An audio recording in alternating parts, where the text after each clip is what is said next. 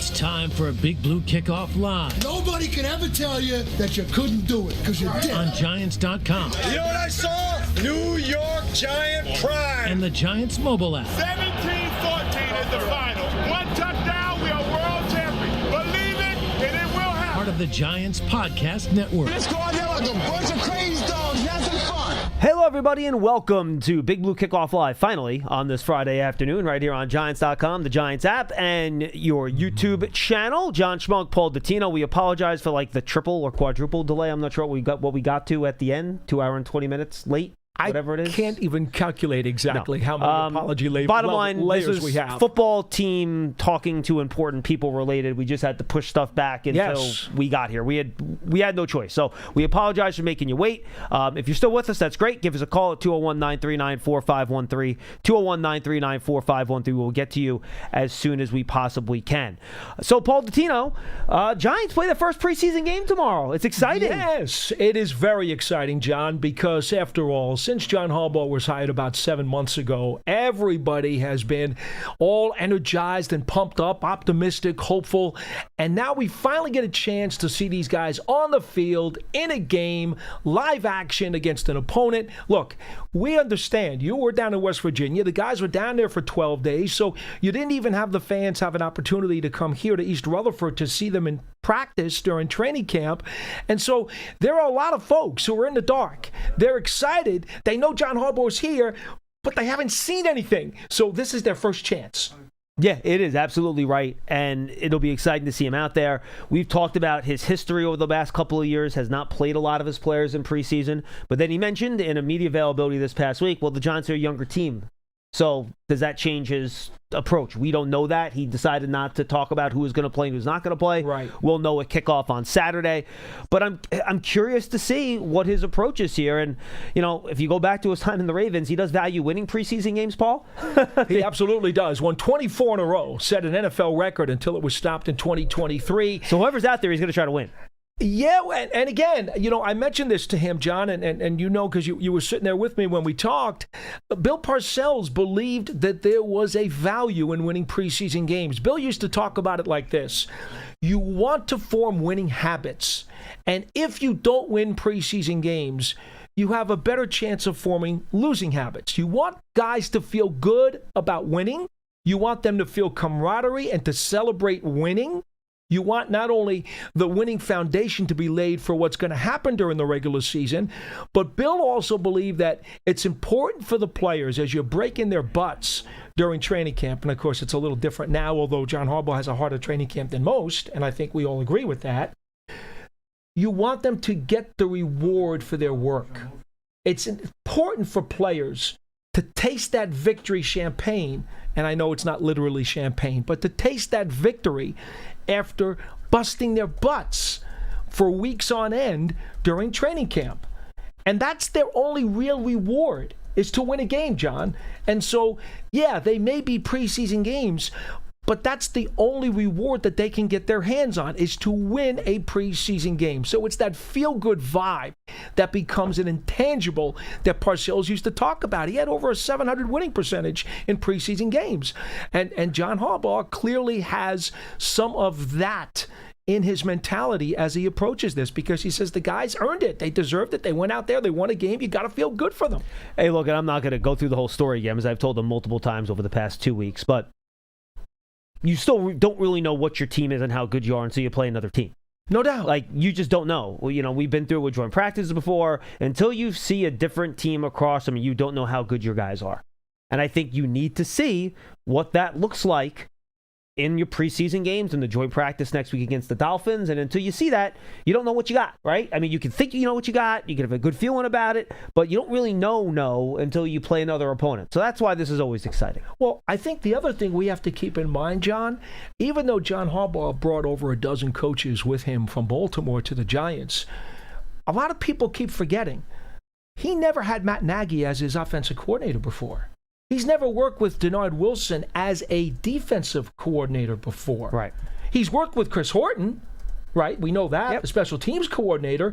But 2 of his 3 coordinators have not, quote, coordinated in a live game with him. Now, in fairness, Denard Wilson was with him in Baltimore, just not as a with coordinator. him, but not as the Correct. coordinator, Yes. calling the plays.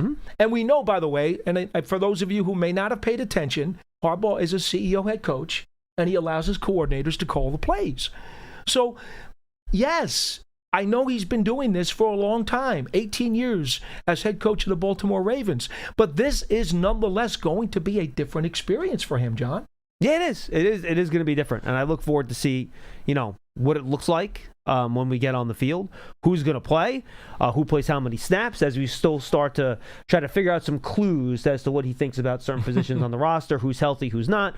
We'll see. Again, we'll know all that on game day in terms of who's going to play in the game. So it'll be fun to see exactly how this looks, the first iteration of John Harbaugh's Giants. Of course, we're going to say all these same exact things when we get to the first regular season game, when everything actually counts for real. No doubt. But this will at least give us a little bit of a taste of what a John Harbaugh team looks like on the field that's wearing Giants blue. All right, 201-939-4513. Just a quick reminder before we get to your calls, you could run or walk with Giants legends. The Giants Foundation will host a 5K racing kids run presented by Quest on Sunday, November 8th at 9 a.m. at MetLife Stadium. Net proceeds will benefit the Giants Foundation. All participants will receive a commemorative t-shirt after the race. Stay for a post-race festival with appearances by Giants legends as a live DJ. Register now at giants.com/5K. The Giants Foundation is a 501c3 nonprofit corporation. By the way, you mentioned tough practices. The Giants Huddle podcast with Calvin Austin III is up there. It is up on the Giants YouTube channel. It is up on the Giants website, Giants app. Final question I had for him was actually I had him compare a Harbaugh training camp to a Tomlin training camp. He gave a really good answer. As you might imagine, they're similar. But go check that out. It's about 8 minutes or so. It's a really good interview. You can hear it on our pregame show on Saturday as well. But go check that out on the Giants Huddle podcast. And if you have a podcast platform, search for Giants Huddle, search for Giants Podcast Network. Click that subscribe button. It will really help us out. All right, we got a couple guys in the line already. We'll get to you as many guys as we can leading up to the game on Saturday. Let's go to Charles in New Jersey. He will lead us off. Then Mark Anthony, you're up next. Charles, what's happening? Hey, guys, a couple quick things. First, this doesn't directly impact anything on the field, the one-loss record. But as a fan, it's so refreshing to watch Harbaugh every day in his sessions with the media. He looks like he's enjoying it. He gives real answers. He doesn't give away any secrets, obviously. But it's just so much, it's refreshing after the Dable years. Well, Charles, I think the thing about it, when you have a coach that's done it as long as him, he understands that. I think whenever you have a first-time head coach, they're always going to err on the side of not saying something. But John Harbaugh's done this for so long. To your point, it's like, well, what does it matter if I say this? Like, okay, I'll give him this information. It doesn't matter if I do or not. It doesn't impact anything. So I might as well become forthcoming because I can, because it's not going to hurt the team. And he's just so comfortable in his own skin and his own approach that I just think I'm with you. It is very refreshing to watch. He's even more open than Tom was towards the end when he was here. I agree with that, John, and I think that's one of the reasons why I've always said that to coach a professional sports team in a very, very big-time market like New York, Chicago, Los Angeles, Philadelphia, I've always said it's really rough to expect a guy to have his first head coaching job in one of those Bob cities. Papa has always said it. The New York Giants head coach is not a starter job. It's not. It's not a starter job. And I know that the Giants felt good about the guys for different reasons that they've hired over the last decade or so. But to bring in an accomplished guy like a John Harbaugh, who's a future Hall of Famer, who has the confidence, the assertiveness, and the understanding of exactly where his parameters are. And as you said, he's not afraid to go to certain areas because he's like, look, I know I've done this before. I don't have to worry about that. It's intimidating, folks. Look, we're nice guys, right? John and I are really good guys. Speak for yourself. Okay. But the point is, yes, this is a boiler room of fan feelings, of emotions, of media feelings and of emotions, and it's a different animal. And you have to be a tad defensive or a tad intimidated or a tad scared to push a line because you know how vicious it can be, especially if it goes bad. So, yes, I'm with you, John. I think he has a full grasp on who he is, what he wants to do, and how he needs to get there, and how he needs to deal with people. I'm with you. Charles, what does he got? Yeah, real quick again. Overall, I've got the same optimism as, most fans. But last year, the run defense and the secondary were huge problems. Yeah. And I know they've made changes, but as far as I'm concerned, until it happens in a game, it's still a major worry for me anyway. No, Charles, look, and that's all we said in our open. Until you see it against another team with pads on in a live game, you don't know, especially with the physicality stuff up front. So, yeah, absolutely. Look, I think that's things that we're all looking for. There's a competition of defensive back that appears to be real. Right? There's a bunch of guys with different roles in different spots all the time. And then beyond DJ Reader and I guess Shelby Harris, like what's going on at defensive tackle? Who's your third guy? Who's your fourth guy? Who's your fifth guy? These are things, and Darius Alexander's been in the mix a lot of there with the first team too. But what is this going to look like and who are the guys going to be? So, yeah, I think those are definitely two of the things that we're keeping an eye on as well. I would only add, at least there are some maybes here, John. Sometimes you go into a season, you go through the preseason, and it's like you look at the depth chart and you really pretty much have an understanding that the guys on the depth chart, your options are not very tasty. At least right now, the Giants appear to have enough talent, not only in the starting lineup, but also on the depth chart where, we think that there's a good chance that those guys are going to be okay. They're going to be tasty enough. And that's what makes this team, in my opinion, so much further along than some of the other teams we've seen in the recent years. I'm with you guys. Hope to see it starting tomorrow. So, thank you. No, thank you. Appreciate the call, Charles. And look, Brian Flores, I doubt he's going to bring the full Brian Flores effect on defense. It's a preseason game. Right. But, he'll gives you some challenging looks. I'm sure he's going to have his guys practice some of that stuff. So that'll be fun. You and I have been around long enough, John, to know that there are some preseason games that are truly a cooperative effort between coaches who they have an understanding about what they're going to do and not going to do, at least in a general sense. I don't believe that there's necessarily an understanding between these coaches this week. I don't believe that that's the case. Well, I haven't heard anybody say it. You remember when Rex Ryan coached the Jets? Yes. Like, they would blitz. They would do all that stuff. And that's my point. Exactly right. That's my point. That's what I'm saying. I'm agreeing with you. Some guys have a little bit of an understanding, a general understanding, like, okay, we're going to kind of take it a little bit easy. And then others, like Rex Ryan, says, hey, guess what? I'm coming. Correct. I'm coming. We're going to go after you. All right, let's go to our buddy Mark Anthony, who is in West New York. Mark Anthony, what's going on, pal? Man, how you doing, man? Thank God you guys are playing out here right now, John and Pete. What a treat for us guys, man. Go Giants, man. I appreciate that, dude. What do you got? Very kind. Well, all right. This is. I just had something quick to say because it's all about the wide receivers for me, and this is how good I think the Giants are doing. That I'm only worried about the wide receivers. I think the linebackers are looking good, like a Pittsburgh Ravens / old school 80s Giants kind of thing.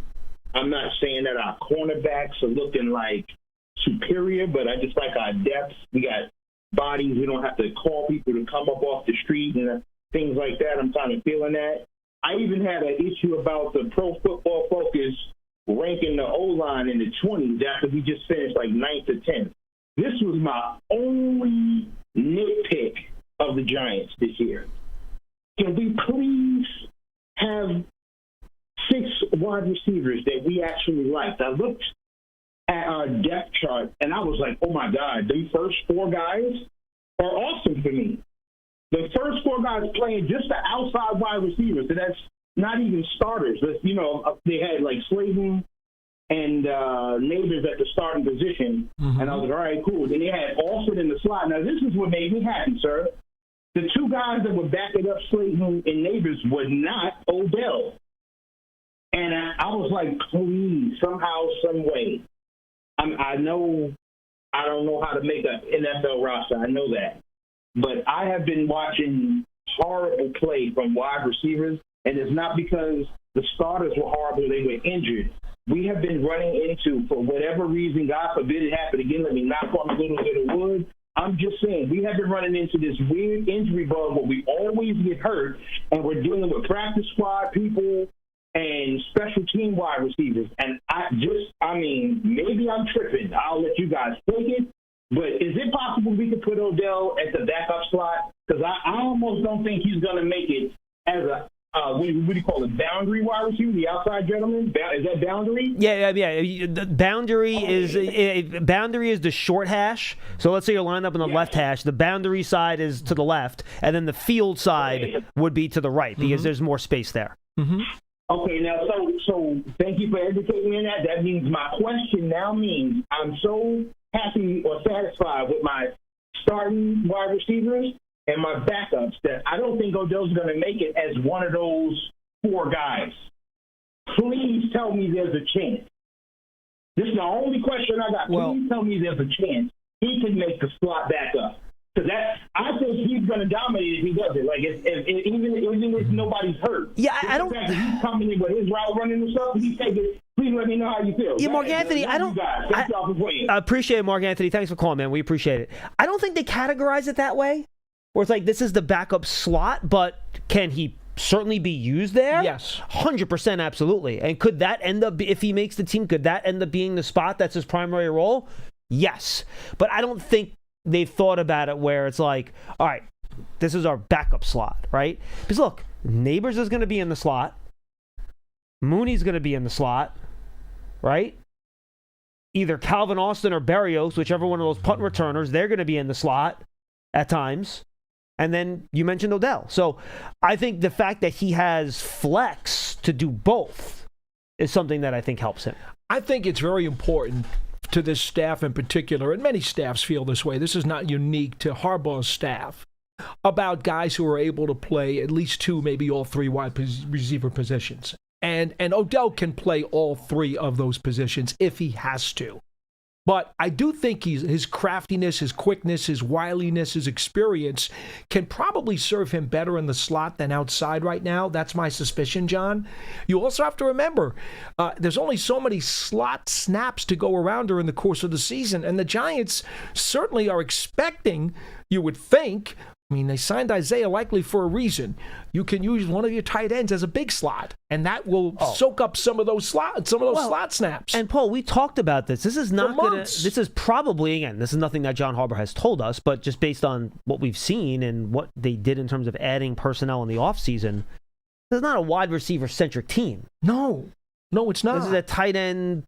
12 personnel, 21 personnel, 22 personnel if you want to go really big. This is going to be an offense where you have bigger guys on the field. Yeah, are they going to spread it out sometimes to kind of spread and shred because that's what Jackson Dart has done in the past? Absolutely. Mm-hmm. But this is not, this is not going to be you're rolling out 3 or 4 wide receivers on 75% of the snaps like you did in Brian Dable's first 3 years here. Like that's not what this is going to be. So that's the other consideration when you decide how many wide receivers you're going to keep, right? Well, how often are wide receivers going to play? Sure. Because of what formations and personnel the team is going to lean towards. That's another thing we can keep an eye on, right? How much do they use 2 tight ends in this game against the Vikings? How much do they use 11 personnel? That's another thing you start to learn. 3 tight ends even. Or running back, fullback, and 2 tight ends. However you want to set that up. So another thing to keep an eye on. But yeah, look, Odell's got a shot. I think it's still very much a competition for the back end of that wide receiver room. Yeah, I totally agree with you, John. I would just give you one little caveat for all of you OBJ fans out there.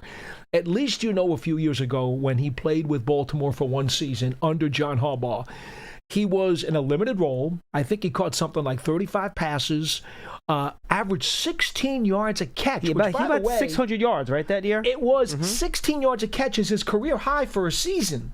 Let me make that very clear. 16 yards a catch. Darius Slayton, for his career, has averaged 15 yards a catch.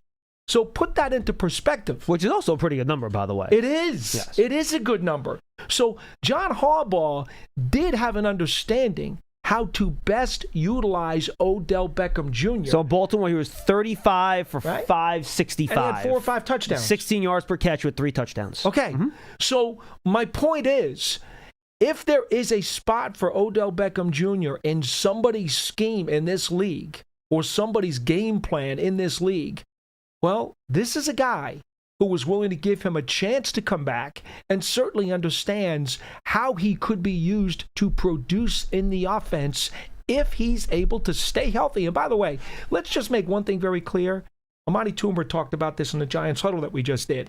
He's one injury away from having to be off the field, which is one step even closer to not being here. You can't afford to be hurt. And to retirement. I mean, he hasn't said that, but he's basically made it clear that this is the spot he wanted to make one more run with. At 34 years old, or he's about 34, you cannot be injured, miss practices, miss a game, and expect that they're going to hold a roster spot for you, John. And that has nothing to do with OBJ. That's with any receiver in this league. Correct. Oh, yeah. At this time of year, 3 or 4 weeks into camp, this is the worst time to get hurt. Terrible. Even if you're hurt at the beginning of camp, at least you can get back in time to kind of make that ground up. Mm-hmm. You don't want to get hurt now. No, it's awful. Unless you've already secured your spot in the roster and you're safe, then whatever, you'll be back for the season. You're fine. But for a guy that's competing right before the games, it's death. And that's why you feel really bad for Jalen Hyatt. Correct. Who just got hurt a couple of days ago at the end of practice, lower leg, ankle. They didn't identify specifically what it was. But, and he's been unable to practice the last couple of days. That's not going to help him. No. Let's go to Jordan in New Jersey. He's up next. Hi, Jordan. Hi, thanks for taking my call. What do you got? Do you guys think the Giants could be potential to have one of the better defenses in the NFL this year? What do you mean by one of the better? We're talking top 5, top 10? No, because I think it's important. Top 10. I think if everything goes right, they could be in that, and this is everything goes right, they could be in that 10 to 12 area if everything breaks the right way. You think that's fair? Yeah, I thought last year they had a chance to be fringe top 10, and it just did not happen for a variety of reasons. And no, there's a chance that might not happen too. Like to the first caller's point, Jordan, does the run defense get where you need it to be? How do the cornerbacks do once this competition plays out and the live bullets start flying and you guys have to react in game situations? We don't know that. You certainly have a talented enough pass rush from the outside. You certainly have inside linebackers that can do it. I think you feel good about the group of veteran safeties that are back there that'll secure that position. But how does it all come together, right? Denard Wilson has been a defensive coordinator for 2 years in Tennessee. How does he do with this group? Does it take a little while? This could be a case, Jordan, and we've seen this before, where the first 4 to 6 weeks don't look very good.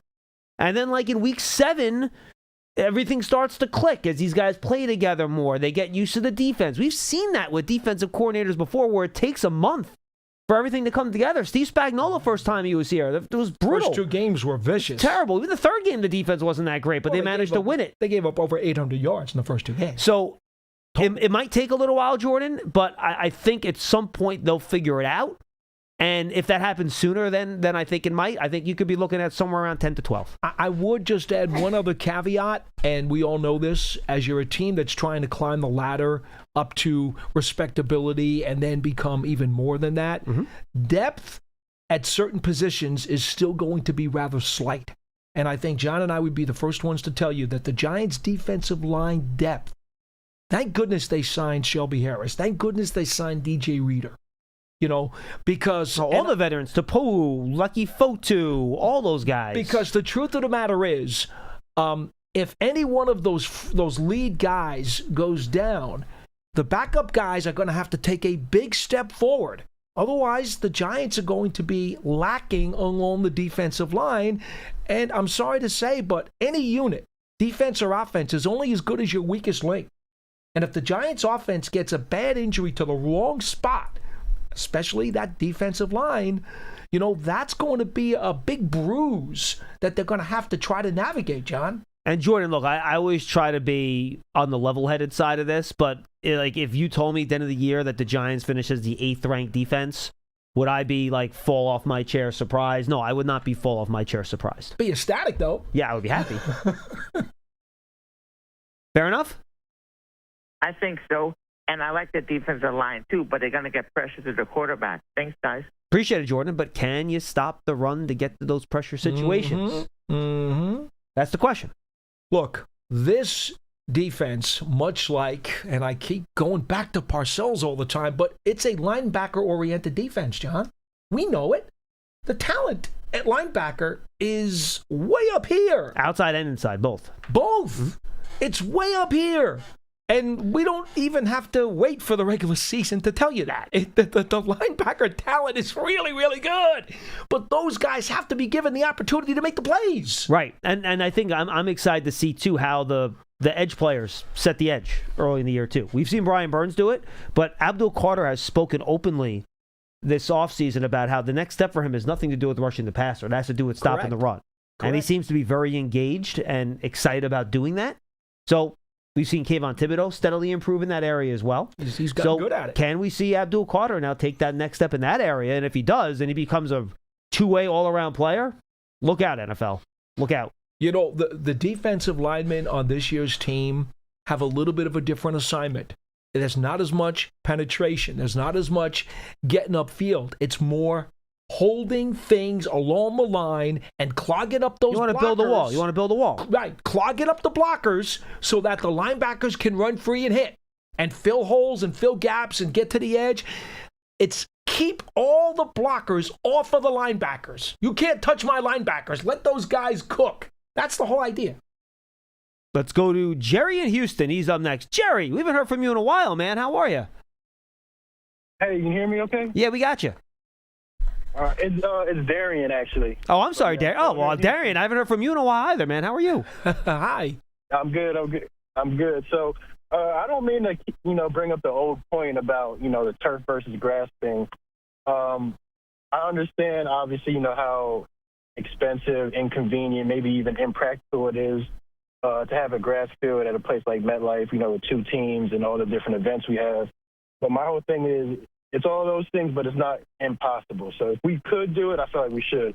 But with that being said... No, but Darren, real quick. I just want to interrupt you real quick. It's not an inconvenience. It's not a money thing.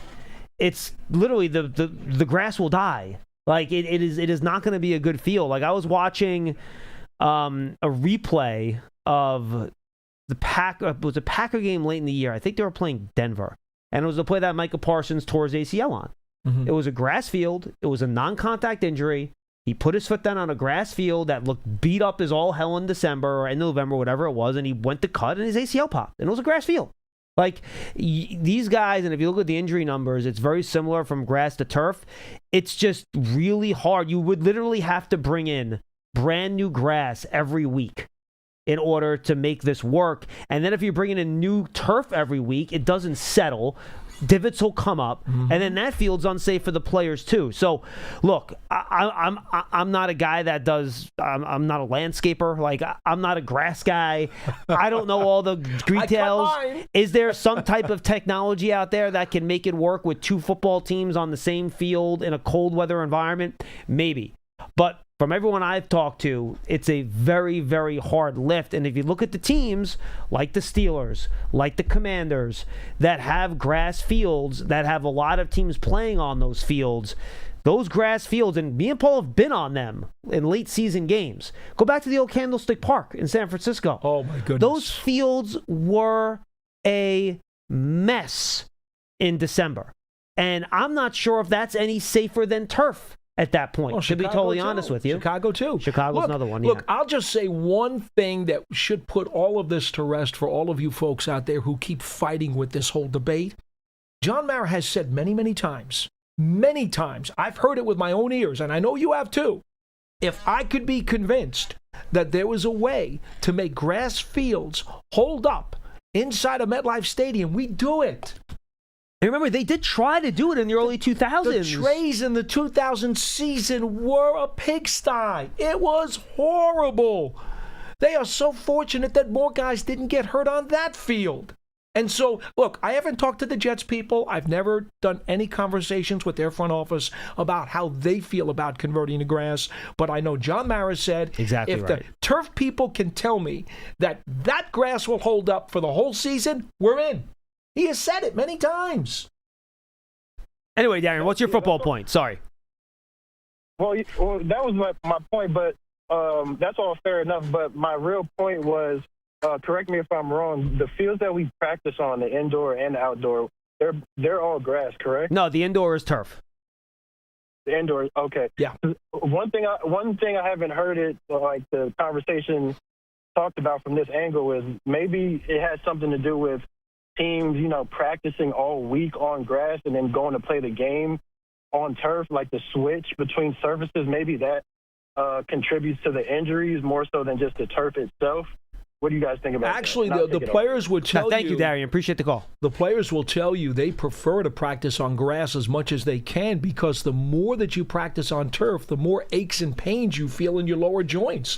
So, no, to suggest that the switch from grass practice to turf on Sunday, to suggest that that's a negative, the players will tell you, we'll practice on grass every day if we can before we get to the game. And look, like when Gunnar had his non-contact injury in the spring, it was on a grass field.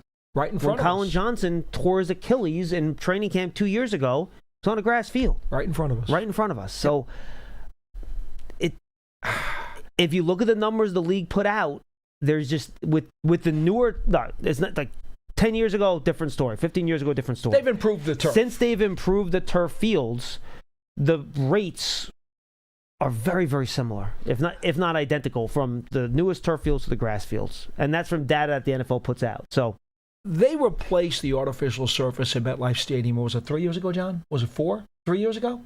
You remember? I thought it was last year again. Was it 2 years? I thought they did it again before last season. All right, so I can remember. Maybe it was 2 years. Here's the point. Well, and they basically put in the recommended artificial surface. They brought in 2 different chunks of artificial turf, and they had them in parking lot I. You remember that? Mm-hmm. It was against the back fence, and they told the players during the offseason, we want you to go out there and look at these 2 separate turfs made by the 2 separate companies, the one that most of the players complain about and the other one that most of the players are like better with.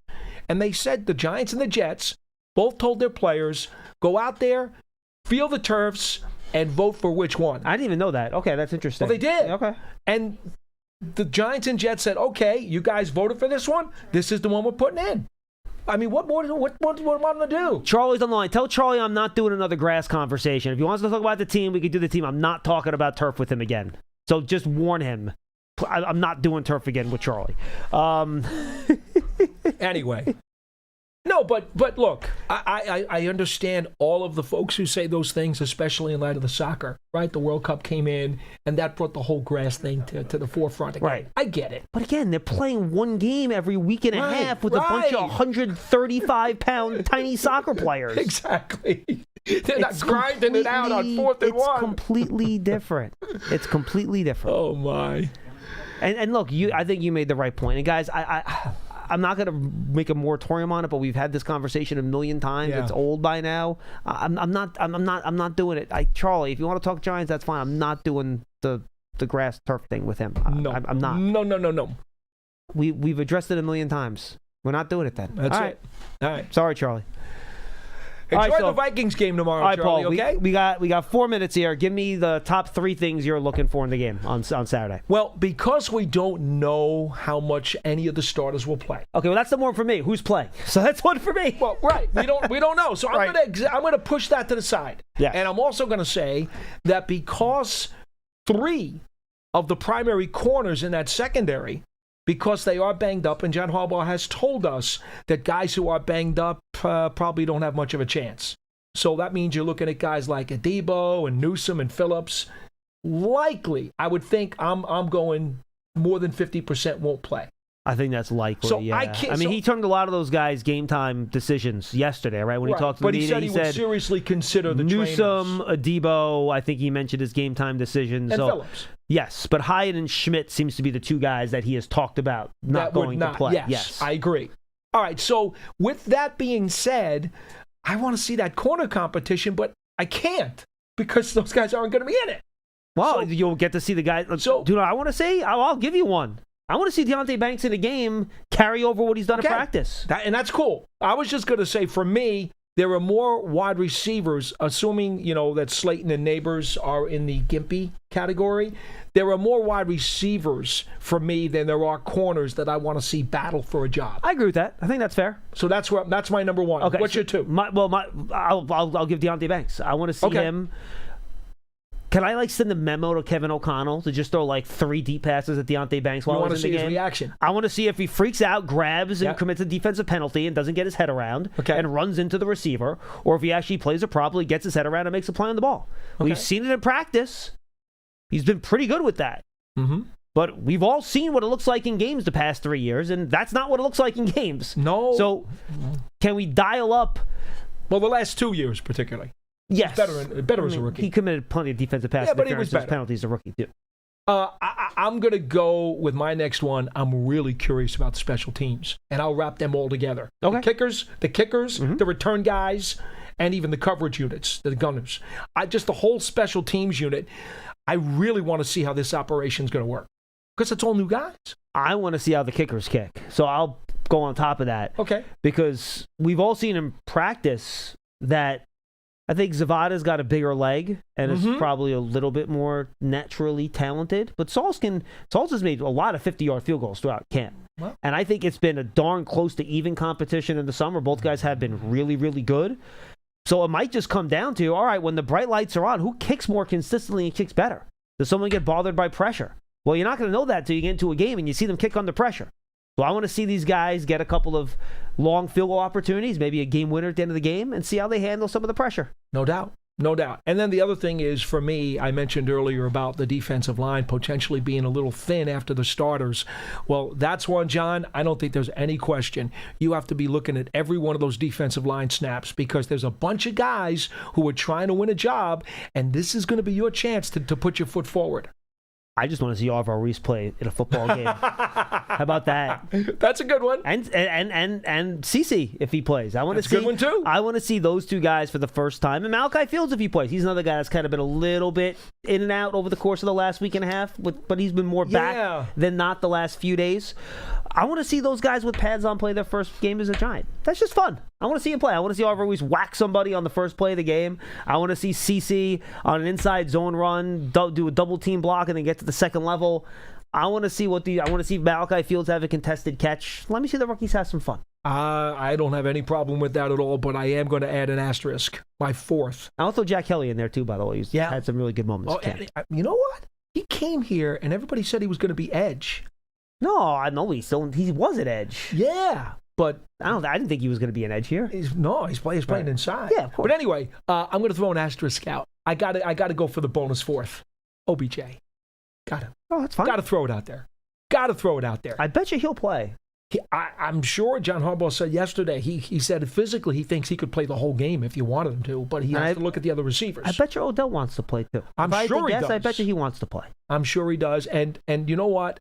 Regardless of how this whole thing shakes out, wouldn't it be great for him to catch a touchdown pass in front of these fans? That'd be cool. It would be. It'd be cool. It would be.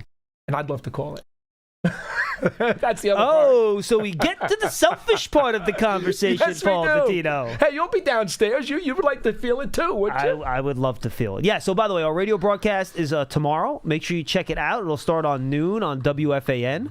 FM, the Yankees are on AM tomorrow. We'll be on WFAN FM, so make sure you check that out. We are also going to be streaming on the Odyssey app. It's probably going to be Odyssey 2. So you'll have to, I think it's, I forget how you get to it, but there's like a secondary stream that has our game on it, which will be FM, and Yankees will be on AM with the conflict. So make sure you go check that out tomorrow. Giants and Vikings from MetLife Stadium, pregame at noon. Paul with all the play-by-play on the radio at 1. It's also our TV broadcast will be on WNBC if you prefer that, with Bob Papa, Carl Banks, and Howard Cross. Sean O'Hara will be in the booth with Paul, and I'll be on the sideline over the course of the game and doing pre- and post-game. So I'm going to be doing a lot of elevator and stairs running to get down and up from the field a lot. No, I can use the exercise. Okay. It's good. You want to parachute out of the booth? I feel like that's not safe. Is it? No? You don't think?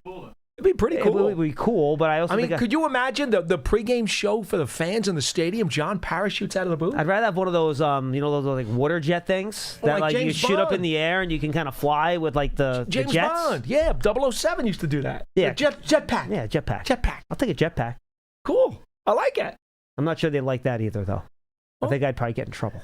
They actually had that for the first ever NFL AFL World Championship game. They had guys, it was a science fiction type thing. Before the game, they had guys with jetpacks floating around over the 50-yard line. I could parasail, do the parachute with the big fan on the back, Ooh. and come in. Didn't someone parasail into one of the Giants Super Bowls and land like illegally on the field or something like that?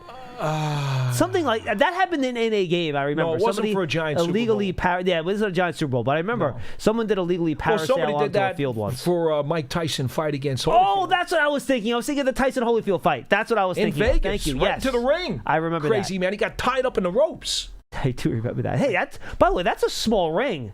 That's some pretty good accuracy by the parasailer. Yeah, I'd say so, but he's nuts. So when I went to the Yankee game on Wednesday, 3 guys all charged the field at the same time. I heard. Security got him so quickly, and they gave him the business. Yeah. Those guys definitely regretted their decision. Let me put it that way. Personal foul, 15 yards. Oh, no, it's worse than that. It was a lot worse than that, even from what I saw on the field. And those guys will not be back at the stadium anytime soon. Giants TV, check out the Giants app. It's on all your favorite streaming services, Roku, Apple TV, all that good stuff. And, guys, I still think there's some tickets available for the preseason game. Giants.com/tickets if you want them, or season tickets as well. Giants.com/tickets. You get a lot of great member benefits. Get on the bandwagon before it's too late, folks. For Paul Dottino, I'm John Schmeelk. That's Big Blue Kickoff Live presented by Cadillac, the official luxury vehicle of the Giants. Coming to you from the Hackensack Marine Health Podcast Studio. Keep getting better. We'll see you Monday.